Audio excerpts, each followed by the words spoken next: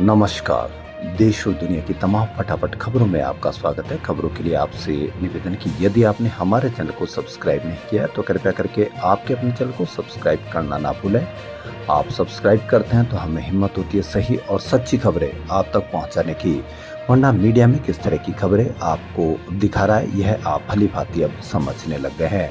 Media में अगर किसी की खबर दिखाई जाती है तो एक उस पे कटाक्ष करके खबर दिखाई जाती है, और जबकि दूसरी खबरें आपको इस तरह से दिखाई जाती है कि जैसे बहुत कुछ अच्छा चल रहा है। हो सकता हो अच्छा चल रहा हो, लेकिन विपक्ष को भी मीडिया में कवरेज मिलना आपके लोकतंत्र के लिए आवश्यक है, जरूरी है। तो विपक्ष को जब चारों तरफ से घेर कर आप उसको कटाक्ष करेंगे तो यह आपके लिए, आम जनता के लिए कितना नुकसानदेह है यह आप समझ सकते हैं।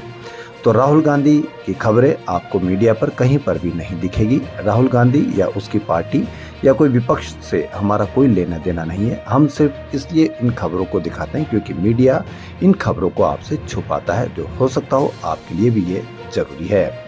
तो क्या है आज की बड़ी खबर राहुल गांधी की? ना मैं डरता हूं, ना तेजस्वी यादव, ना बिहार।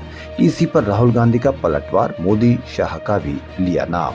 जी हां, बिहार में एसआईआर पर जारी घमासान के बीच लोकसभा में नेता प्रतिपक्ष राहुल गांधी ने इलेक्शन कमीशन अल्टीमेटम पर पलटवार किया है। उन्होंने कहा कि वह किसी से नहीं डरते हैं, वोट चोरी की एक एक सच्चाई जनता के सामने लाकर रखेंगे। यात्रा में शामिल बिहार विधानसभा में नेता प्रतिपक्ष तेजस्वी यादव ने भी चुनाव आयोग की आलोचना की। बिहार में कांग्रेस के वोटर अधिकार यात्रा का दूसरा दिन है। बड़ी शानदार इसको कवरेज मिल रही है सोशल मीडिया पर, और बड़ा शानदार रेस्पॉन्स मिल रहा है बिहार में। सासाराम से निकली वोटर अधिकार यात्रा क्रम में सोमवार को राहुल गांधी का काफिला औरंगाबाद पहुंचा। देव के सूर्य मंदिर में उन्होंने तेजस्वी संग पूजा अर्चना की। इससे पहले रविवार की रात एक सभा में राहुल गांधी ने इलेक्शन कमीशन के हलफनामा या माफीनामा पर कहा कि मोदी जी, अमित शाह और इलेक्शन कमीशन के लोग ये समझ लो कि ना मैं आपसे डरता हूँ, ना तेजस्वी यादव, ना बिहार डरता है। मैं गारंटी देकर कहता हूं कि वोट चोरी की सच्चाई पूरे हिंदुस्तान की जनता के सामने लाकर रखूंगा। जो कहता हूं उसे छोड़ता नहीं हूं। बड़ा चैलेंज चुनाव आयोग को राहुल गांधी का।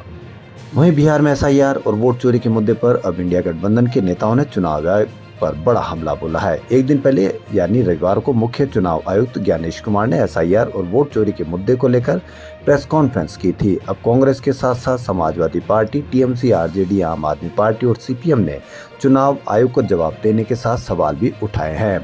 कांग्रेस नेताओं ने कहा कि चुनाव आयोग पोलिंग बूथ की सीसीटीवी पर चुप था। 1 लाख फर्जी वोटर की बात पर कोई जवाब नहीं दिया गया। चुनाव आयोग को ये बताना चाहिए कि ये प्राइवेसी का उल्लंघन कैसे है, यह नहीं बताया गया। चुनाव आयोग दबाव में है। बिहार में हड़बड़ी में एसआईआर क्यों कराया जा रहा है? चुनाव आयोग सवालों से भाग रहा है। चुनाव आयोग के सभी बातों को सुप्रीम कोर्ट ने नकारा है। सीईसी को विपक्ष के जायज सवालों का उत्तर देने के बजाय राजनीतिक दलों पर आक्रमण कर रहा है। वहीं पटना में एसटीएटी और बीटीईटी और लाइब्रेरियन की परीक्षा की मांग को लेकर अभ्यर्थियों पर सोमवार यानी आज पुलिस ने लाठीचार्ज कर दिया। आपको कहीं पर भी इसकी कोई चर्चा देखने को नहीं मिलेगी कि अभ्यर्थियों पर लाठीचार्ज किया गया। और यही खबर किसी और राज्य में होती तो अब तक पूरा मीडिया उस पर जबरदस्त तरीके से कवरेज करता और आपको बताता कि आप असुरक्षित है। तो अभ्यर्थी बड़ी संख्या में अभ्यर्थी पटना कॉलेज परिसर से सीएम हाउस घेराव के लिए निकले थे। कैंडिडेट्स भिकना, पहाड़ी, खेतान मार्केट, जेपी गोलंबर होते हुए डाक बंगला चौराहे पर पहुंचे। यहां से सीएम हाउस जाने का प्लान था। इससे पहले पुलिस ने डाक बंगला चौराहे पर अभ्यर्थियों को पुलिस ने बैरिकेटिंग कर रोका था। वाटर कैनन की गाड़ियां भी बुलाई गई थी। कैंडिडेट्स बैरिकेटिंग पर चढ़कर सरकार के खिलाफ नारेबाजी कर रहे थे। वो यहां से आगे निकलने की कोशिश कर रहे थे। पुलिस ने बल प्रयोग कर सभी को खदेड़ दिया। इधर लाठीचार्ज से प्रदर्शन के बीच मजिस्ट्रेट एमएच खान मौके पर पहुंचे। कैंडिडेट्स ने उनके पैर पकड़कर कहा, मुख्यमंत्री जी से मिलवा दीजिए सर। जी हां, अभ्यर्थी इस तरह से मिन्नती कर रहे हैं। अब देखना यह कि किस तरह से चर्चाएं की जाती है। वोटर वेरिफिकेशन और वोट चोरी को लेकर विपक्ष ने प्रेस कॉन्फ्रेंस की। कांग्रेस सांसद गौरव गोगोई ने कहा कि एसआईआर पर सुप्रीम कोर्ट में चर्चा हुई। चुनाव आयोग के सभी तरफ को कोर्ट ने नकारा है। कल ईसी ने प्रेस कॉन्फ्रेंस की, लेकिन यह नहीं बताया कि एसआईआर इतनी हड़बड़ी में क्यों की जा रही है। इसको लेकर वो मौन थे। गोगोई ने कहा कि ईसी ने कल राजनीतिक दलों पर सवाल उठाए, लेकिन जब विपक्षी दल सवाल पूछ रहे हैं तो वे आरोपों का जवाब नहीं दे रहे और अपनी जिम्मेदारी से भाग रहे हैं। कांग्रेस सांसद ने आगे कहा कि इसी ने यह नहीं बताया कि महाराष्ट्र में लोकसभा और विधानसभा चुनाव के बीच 70 लाख वोटर्स लिस्ट में कहां से आए। वोटिंग की सीसीटीवी को लेकर सवाल और महादेवपुर विधानसभा में 1 लाख फर्जी वोट को लेकर भी चुनाव आयोग ने जवाब नहीं दिया।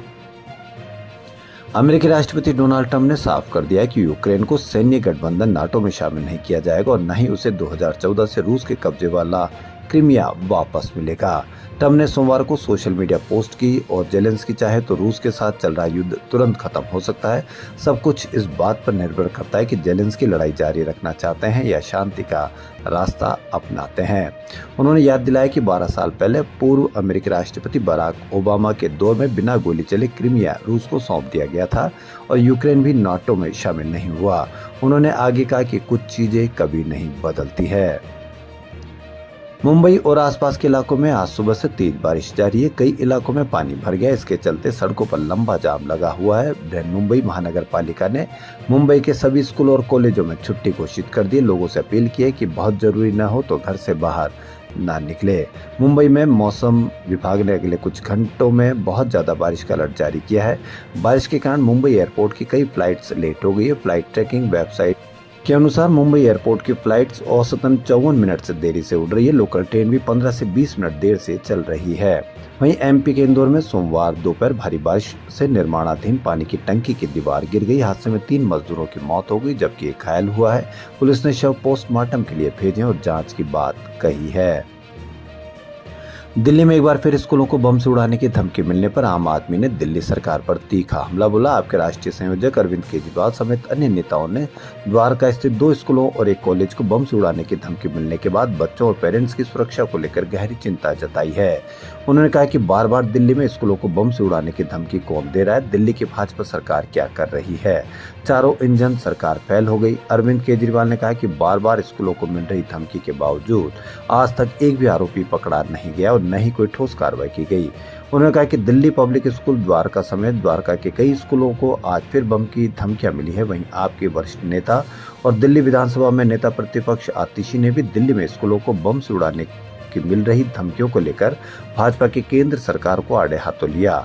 उन्होंने एक्स पर कहा कि स्कूलों में धमकी मिलने का सिलसिला थम नहीं रहा है, फिर भी दिल्ली के स्कूलों को बम से उड़ाने की धमकियां मिली है। दिल्ली पुलिस आखिर कर क्या रही है? बच्चे अभिभावक खौफ में हैं, लेकिन भाजपा की 4 इंजन की सरकार उनको सुरक्षा देने में नाकाम है। वहीं प्रवासी श्रमिकों को पश्चिम बंगाल की मुख्यमंत्री ममता बनर्जी ने बड़ा तोहफा दिया। सीएम ने प्रवासी मजदूरों के पुनर्वास के लिए योजना शुरू करने की घोषणा की है। उन्होंने कहा कि नई योजना के तहत प्रवासी श्रमिकों को 1 वर्ष तक या जब तक उन्हें रोजगार नहीं मिल जाता है तब तक हर महीने 5,000 रुपए दिए जाएंगे। आपको इसकी कहीं कोई खबर नहीं मिलेगी। जबकि बिहार में कुछ भी लागू किया जाता है बिहार के मुख्यमंत्री नीतीश कुमार के द्वारा, तो आपको हर मीडिया पर, हर चैनल पर इसकी खबर मिलेगी। वहीं कई राज्यों में बांग्ला भाषी प्रवासियों को निशाना बनाए जाने पर सीएम ममता बनर्जी केंद्र सरकार के खिलाफ मुखर है। ममता बनर्जी ने आरोप लगाया कि खासकर भाजपा शासित राज्यों में बंगाली भाषी प्रवासी मजदूरों पर हमला पूर्व नियोजित है। भाजपा शासित राज्य में लगभग 22 लाख प्रवासी श्रमिक और उनके परिवार परेशान है। तो खबरों में फिलहाल इतना ही। यदि आपको हमारा चैनल पसंद आए तो लाइक, सब्सक्राइब और शेयर अवश्य करें। धन्यवाद।